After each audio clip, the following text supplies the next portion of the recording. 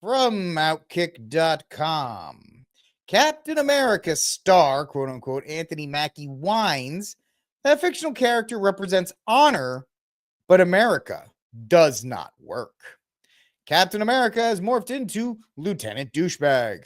While on a promotional tour in Rome, Anthony Mackie, who plays Captain America in the new Marvel film Captain America Brave New World, attempted to lecture the audience about what he perceives as America's lack of honor, dignity, and integrity, among other nitpicks. If you don't believe me, you can take a look yourself.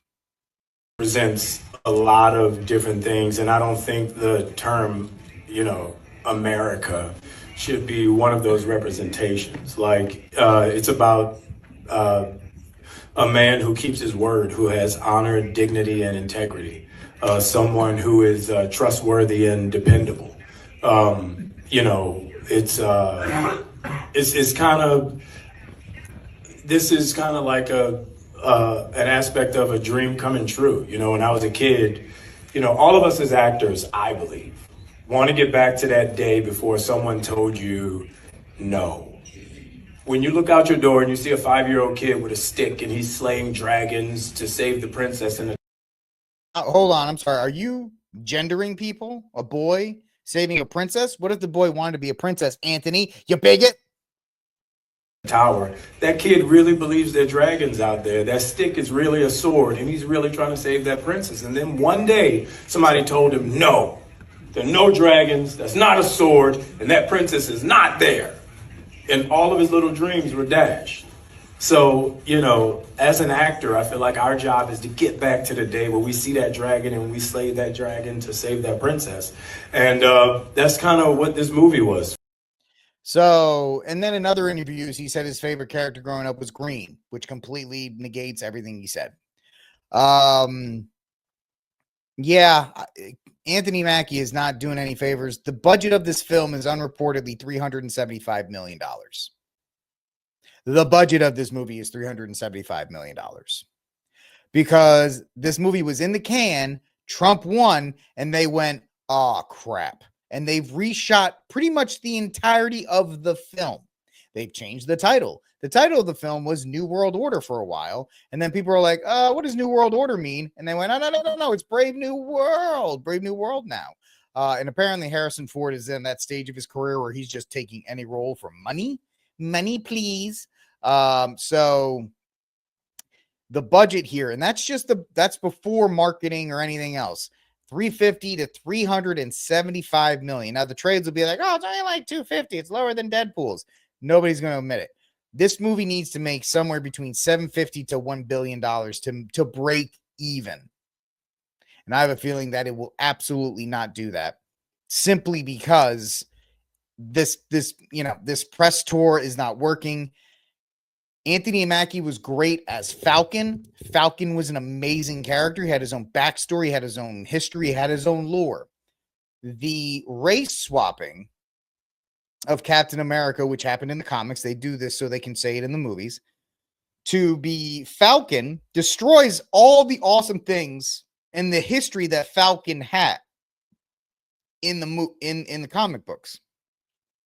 For what? So newer Marvel writers who were not very good at anything except destroying what people enjoyed can say, oh, well, he's black now. Well, Captain America is Steve Rogers because he has the super soldier serum and he's from the 40s. And the whole thing with Captain America is he was a symbol of a different age and a new world. And how do those values in those old vintage values work in a new age? And it wrote itself. And now they're trying to be like, well, Anthony, a black man. And as Eric July used to say, giving black characters sloppy seconds doesn't advance them. Doesn't help them. Having their own new original characters, Black Panther, Falcon, Storm, etc., tons of them, allows them to create and have people be like, oh, great. When I was younger, when I read comics, like I've said, Spider-Man, Daredevil, and the Punisher or some of mine. Luke Cage was part of those heroes for hires, those street tops. Him and Iron Fist. Luke Cage was awesome.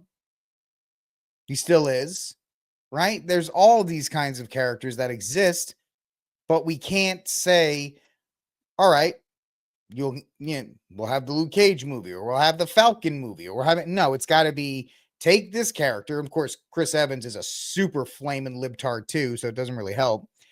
Take this character that people enjoy, take this IP that people enjoy, the value, the lore, and everything that's there, toss it, because we need to replace it with our version.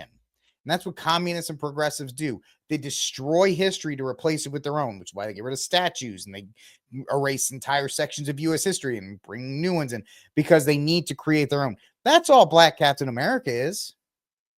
That's all female Thor is. It's the erasing of that history so they can replace it with their version. And so I expect this movie to flop. This movie comes out in like 2 weeks, which is why Anthony Mackie's making the tour. Now, some people who are caping up for Mackie will say, well, he's trying to make it more palatable for a global audience. I don't think they've ever had to do that with any of the other. Maybe they have to a little bit, but there's better ways of saying it. There's better ways of saying it. Like, oh, well, the values of Captain America, I believe, are universal.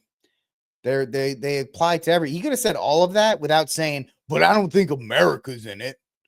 Like, bro, you're 3 years too late to this.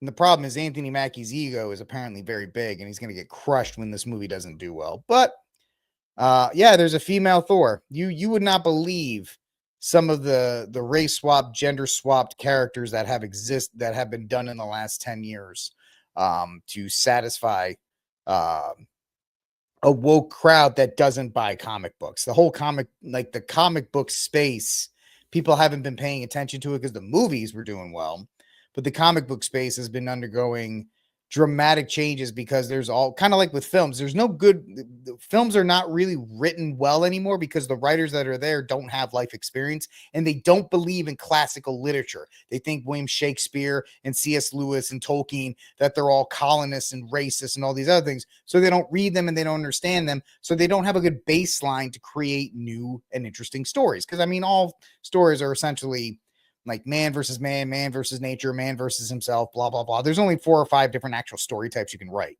but there's different ways you can attack them. And if you don't understand classical literature and the way these stories are written, then you have nothing to write off of. And another thing is good writers write what they know. And most millennials and most Gen Zers, they have no life experience because they've lived in bubbles. So they don't know what to write. So they only write progressive woke nonsense. And that's why most of your newer films are terribly written, because most writers don't have the experience. All the good writers were forced out because most of them were older and white in favor of younger writers. Now, were the younger writers bad? Probably not theoretically, but they didn't have enough experience to be able to carry these films, which is why when you walk into a film and you're going, this dialogue is awful, because they don't know how to write them.